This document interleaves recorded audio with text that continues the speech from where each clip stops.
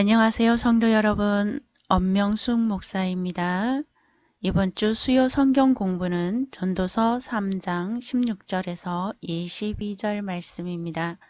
성경 속 RPDM 네 번째 시간 세상의 불의입니다.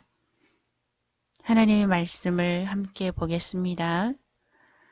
또 내가 해 아래에서 보건대 재판하는 곳 거기에도 악이 있고 정의를 행하는 곳 거기에도 악이 있도다.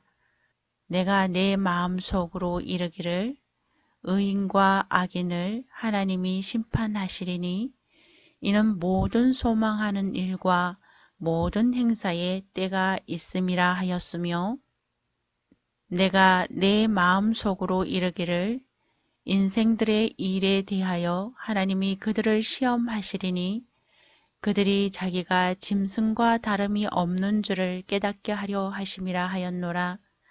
인생이 당하는 일을 짐승도 당하나니 그들이 당하는 일이 일반이라. 다 동일한 호흡이 있어서 짐승이 죽음같이 사람도 죽으니 사람이 짐승보다 뛰어남이 없음은 모든 것이 헛됨이로다. 다 흙으로 말미암았으므로 다 흙으로 돌아가나니 다 한 곳으로 가거니와 인생들의 혼은 위로 올라가고 짐승의 혼은 아래 곧 땅으로 내려가는 줄을 누가 알랴. 그러므로 나는 사람이 자기 일에 즐거워하는 것보다 더 나은 것이 없음을 보았나니 이는 그것이 그의 몫이기 때문이라. 그의 뒤에 일어날 일이 무엇인지를 보게 하려고 그를 도로 데리고 올 자가 누구이랴. 죽음의 무도라는 그림은 유럽의 14세기 전쟁과 패스트 전염병으로 많은 사람들이 죽음을 맞이하였던 시대를 배경으로 하고 있습니다. 그 당시 무려 인구 4분의 1이 죽었을 정도였습니다. 그들에게 닥친 죽음의 참상은 그들로 하여금 자신들에게 언제 어디서 어떻게 닥칠지 모르는 죽음을 기억하였고 자신의 인생을 성찰하면서 오늘을 어떻게 살지를 고민하게 하였던 것입니다. 죽음의 무도의 유래는 프랑스 파리에 있는 죄 없는 자들의 묘지라는 곳에 처음으로 이 연작 그림이 등장했다고 합니다. 그 이후 죽음의 무도는 주로 묘지와 교회에서 많이 그려졌습니다. 중세에는 무덤이 교회 안에 있는 경우가 많았기 때문이었습니다. 특히 노트게의 죽음의 무도가 우리에게 주는 메시지는 죽음 앞에 특권이 없다는 것입니다. 교황에서 노예까지, 황제에서 거지까지 죽음 앞에서는 만인이 공평한 것입니다. 인간이라면 누구나 한 가지의 진실 앞에 직면할 수밖에 없습니다. 그것은 죽는다는 것입니다. 인간은 어떤 누구도 죽음을 피할 수 없고 나 역시 죽음을 향해 가고 있습니다. 죽음은 그리스도인인 우리 신앙의 목적이 됩니다. 성도의 삶은 죽음 이후에 있는 하나님 나라를 보고 가는 삶이기 때문입니다. 그리스도인은 우리 자신에게 필연적으로 다가오고 있는 죽음을 기억함으로써 죽음 뒤의 삶을 준비해야 합니다. 죽음 뒤의 삶은 오늘 그리스도인이 어떻게 살아야 하는지 그리스도인의 삶의 방향을 제시하여 줍니다. 그리스도인이 죽음 뒤의 삶을 준비하는 이 세상은 공공연히 비리가 오가고 법정에조차 부정이 판치는 것을 보았다고 코엘렛 전도자는 말하고 있습니다. 세상은 불법이 성행합니다. 정의가 구현되어야 하는 곳조차 실망스러운 뉴스를 접하는 것은 어제 오늘의 이야기는 아닙니다. 악한 것을 선으로 포장하거나 오히려 정의가 불법인 것이냐 매도하기도 합니다. 하나님은 불법이 자행되는 이러한 세상의 원인을 이렇게 말씀하고 계십니다. 이러므로 한 사람으로 말미암아 죄가 세상에 들어오고 죄로 말미암아 사망이 왔나니 이와 같이 모든 사람이 죄를 지었으므로 사망이 모든 사람에게 이르렀느니라. 아담의 범죄 이후에 이 세상은 죄가 들어왔고 그 죄는 불법이라고 말하고 있습니다. 요한일서 3장 4절 죄를 짓는 자마다 불법을 행하나니 죄는 불법이라. 범죄는 세상의 법을 어기는 것이며 행악이란 도덕적 표준과 사람의 간습을 어기는 것이지만 죄란 하나님의 법을 어기는 것을 의미합니다. 죄란 문자적으로 표적을 빗나가다라는 의미를 갖고 있습니다. 우리는 표적인 하나님의 뜻에 순종하지 못할 때마다 죄를 짓는 것입니다. 다른 말로 죄를 정의한다면 하나님으로 하지 않은 모든 것이 죄요 불법입니다. 이 세상은 죄 아래, 즉 불법 아래에 있습니다. 이러한 세상에서 온전한 정의와 공의를 찾는 것 자체가 어쩌면 모순입니다. 재판에서 공의와 정의는 정해진 법의 기준에 의해서 결정되는 것입니다. 어떤 정해진 법이 기준이 될 수는 있겠지만 그것 자체로서 온전한 공의와 정의가 구현될 수는 없는 것입니다. 세상이 만든 법은 시대의 가치관에 의해 바뀌기도 하고 상황에 따라 판단하는 기준이 다릅니다. 이런 용고로 악법도 법이 될 수 있고 악법으로 정의를 외칠 수 있습니다. 또한 재판장이라고 하여도 실수할 수 있고 자신의 욕심이나 야욕으로 잘못된 판단을 할 수도 있습니다. 따라서 재판하는 곳 거기에 악이 있고 정의를 행하는 곳 거기에도 악이 있을 수밖에 없습니다.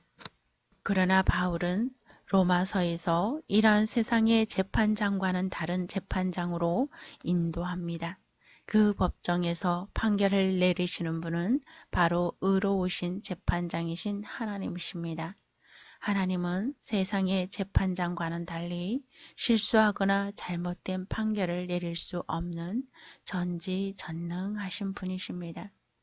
의로운 재판장이신 하나님은 정하신 때가 되었을 때에 의인과 악인을 심판하실 것입니다.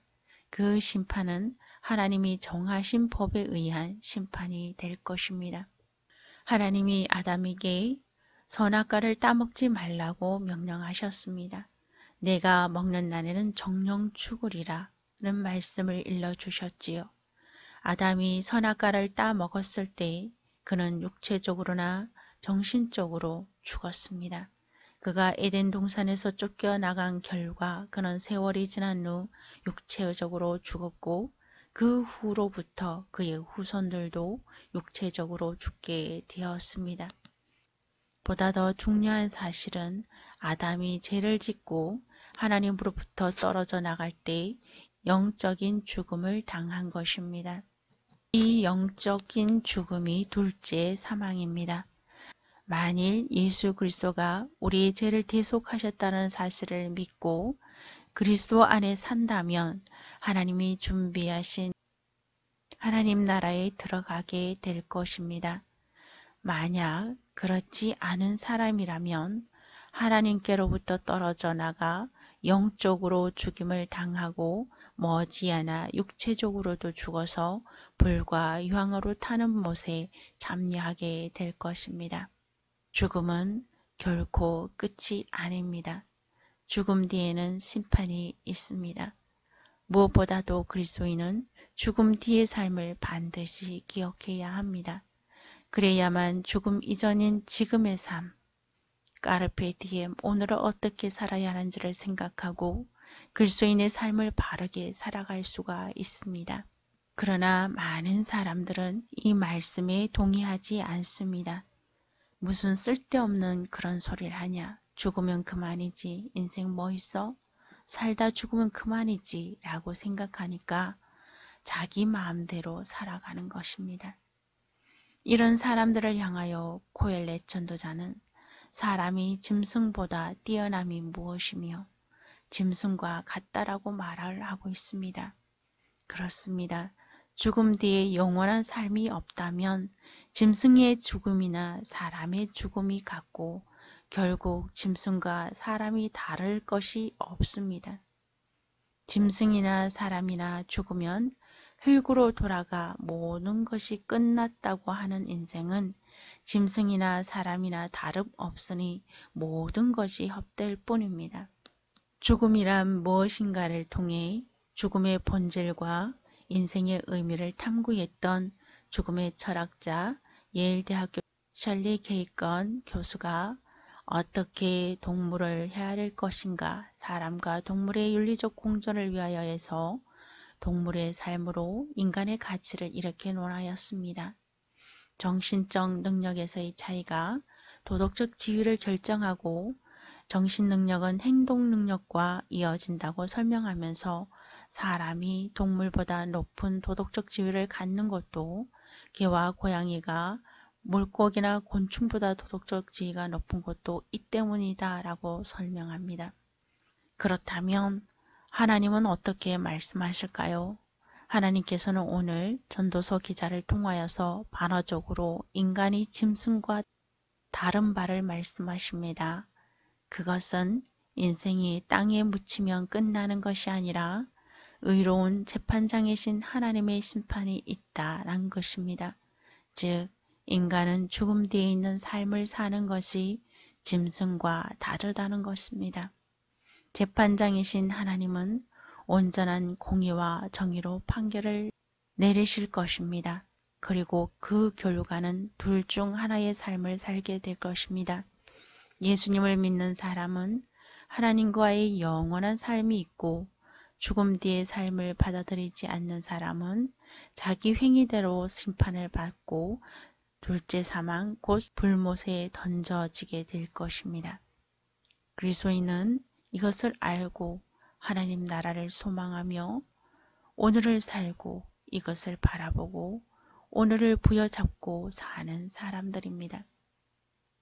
아모르 파티라는 노래의 가사에 결혼은 선택, 연애는 필수라는 노래 가사가 결혼식장에서 축가로 불려지는 영상을 접한 적이 있습니다.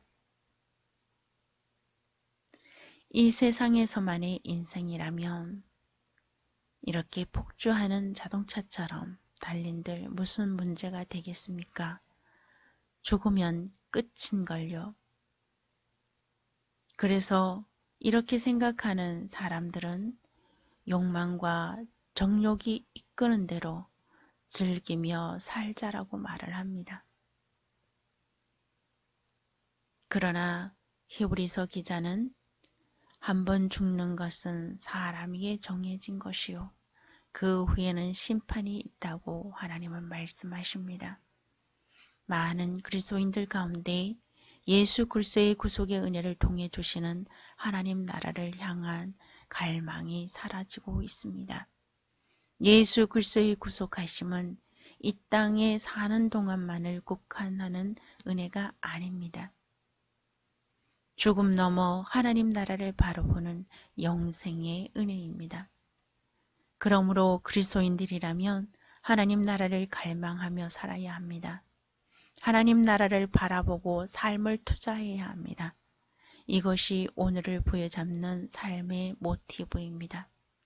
오늘도 하나님 나라를 갈망하며 예수 그리스도의 십자가의 은혜가 오늘 우리 자신의 삶의 깊은 자리까지 사로잡아 가시기를 간절히 기도합니다.